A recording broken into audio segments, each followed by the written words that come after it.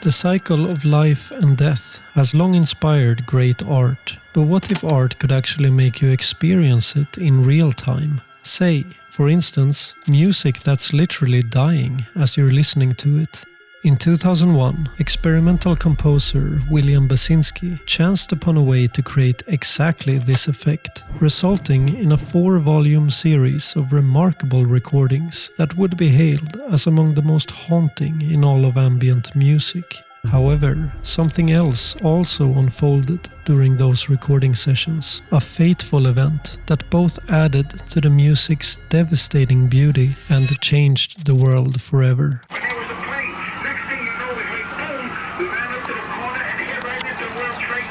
Can you tell us what kind of an airplane is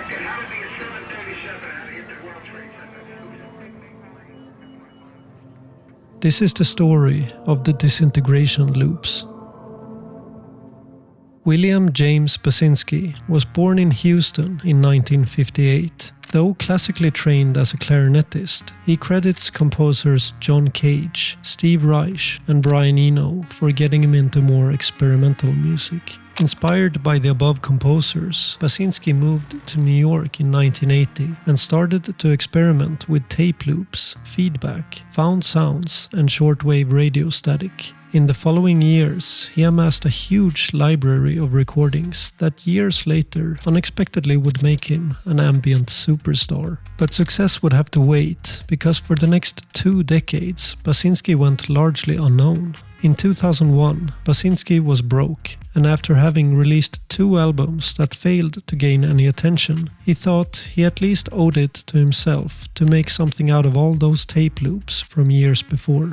He recalled, "I was about to be evicted from my loft and had no money, and there were no jobs and no work. It was a beautiful summer day, and I sat in the sun in my bedroom on this couch, pulled out this The Way of Zen book and started reading it, and was like, dumbass, use this time you have, get back into the studio and go back to archiving those loops."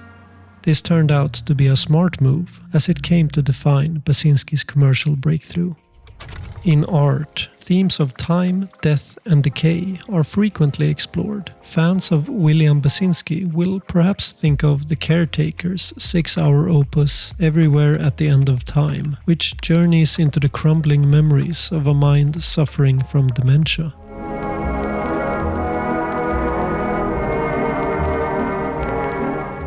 Boards of Canada is another artist that similarly plays with our perception of time and memory. The Scottish duo is known to mutilate and degrade their music through worn-out equipment, imprinting a nostalgic feel.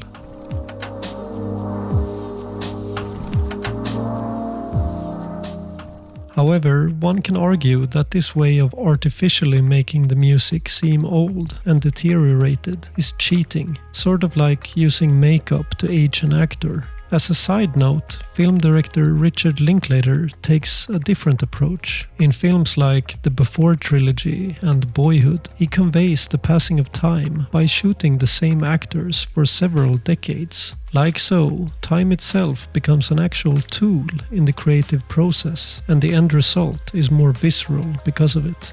This then brings me to the Disintegration Loops, because if time is an optical lens for Linklater, for William Basinski, it's a musical instrument. The year is 2001, summer. In his Brooklyn loft, William Basinski is in the middle of archiving and digitizing some analog reel-to-reel tapes he had recorded back in 1982. He pulled out one of his old loops, started the conversion to digital, and went to make some coffee.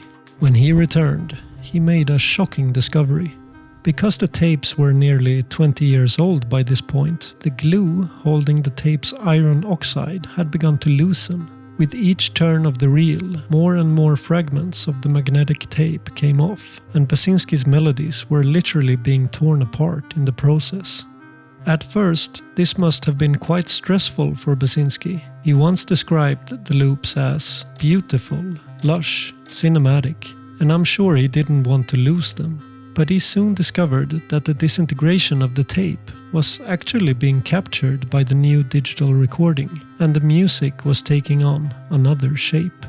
Each melody just fell away in its own time, in its own way, and somehow managed to retain the very core of what made it special. And then the fact that I had managed to record the life and death of these melodies, to me, was an incredibly profound thing. Amazed by the result, Basinski decided to leave the tape running, and during the following months he proceeded to digitize the remainder of his loops in the same fashion. The final recordings turned out to be a piece of stunning melancholia, vast orchestral soundscapes gently but also tragically passing away. Pitchfork later described the loops as the inevitable decay of all things, from memory to physical matter, made manifest in music.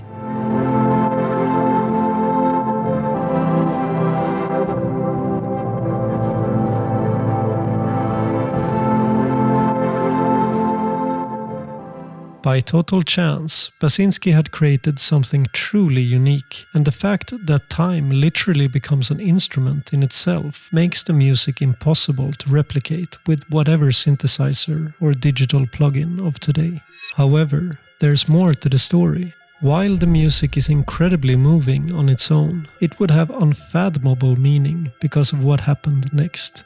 I think we all remember where we were on the morning of September 11, 2001. As for William Basinski, he was in his home studio finishing the Disintegration Loops when, suddenly, the unthinkable happened.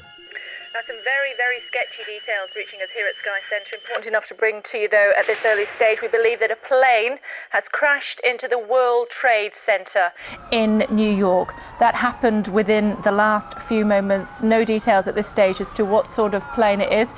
It could well be a large plane. We are hearing reports of a 737 not yet confirmed. We saw the top of the South Tower crack off and fall from my building, and then we ran upstairs. It fell. It just fell. The second building just fell. It hit everything around it. So we turned on the disintegration loops really loud, just went up on the roof and sat there looking at this new landscape. Borrowing a friend's camera, Basinski was able to capture the aftermath of the horrendous attacks on video, and as he sat there looking at a Manhattan enveloped in smoke while listening to the disintegration loops, he realized he had created an elegy. Basinski later explained that the events gave new meaning to the musical pieces created by catastrophic decay in my studio a few weeks before. In the next couple of years, he released the Disintegration Loops as 4 separate albums, using stills from his hour-long video recording as the album covers. He also dedicated the project to the victims of 9/11. September 11 was a defining moment in time. In a matter of seconds, the world changed, and either by fate or some cosmic coincidence, all this destruction coincided with a musical project of the same nature. Author Adam Brent Hochtaling describes it best in his book This Will End in Tears. Just as the rhythm and melody of Basinski's original loop is lost over its running time, so too did the events of 9/11 make many question the values of American foreign policy, our devout consumerism, our national identity, and the global impact of our lives. Perhaps the United States was also lost. The moment marked the end of the 20th century, and no musical event marks the moment as well as the Disintegration Loops.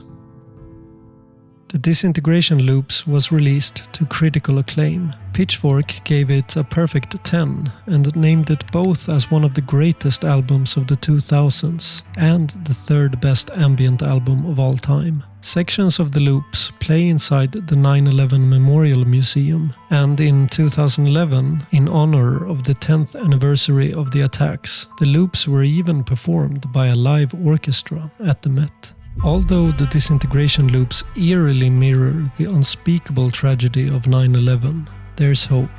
Yes, the loops might perfectly embody destruction and decay, but in another sense, they're also a symbol of death as not the end, but rather a new beginning. Basinski expressed, "Life and death were being recorded here as a whole, death as simply a part of life, a cosmic change, a transformation. When the disintegration was complete, the body was simply a little strip of clear plastic with a few clinging cords. The music had turned to dust and was scattered along the tape path in little piles and clumps. Yet the essence and memory of the life and death of this music had been saved, recorded to a new media, remembered. Just like the disintegration loops and all that ever was, you and I are doomed to die, born only to inevitably wither and decay, like dead autumn leaves in the snow. But as Bruce Springsteen sings in Atlantic City, everything dies, baby, that's a fact, but maybe everything that dies someday comes back. Personally, I choose to believe that.